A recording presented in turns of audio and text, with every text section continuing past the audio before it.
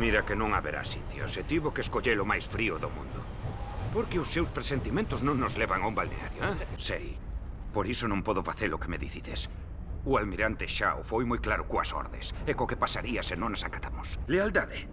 General, co debido respecto.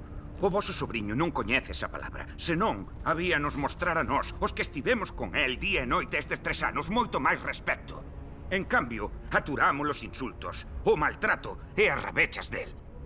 Non lle importa o que tivemos que sacrificar porque el nunca tivo que sacrificar nada. E se lle preguntades a calquera diravos, príncipe será. Pero non o noso príncipe. Estaba na nave do almirante Shao repasando as cifras de consumo de combustible. E o tenente Dan e máis a min deron nolas tantas. Dan saiu para recibir unha mensaxe. Oínos a comentar as ordes novas, ordes do mesmo señor do lume. Enviou a súa garda persoal para levar o príncipe Zuko de volta á capital, onde será xulgado por traizón. Dan ordenolles aos seus homes que recibisen a garda. Tede cuidado, Alteza.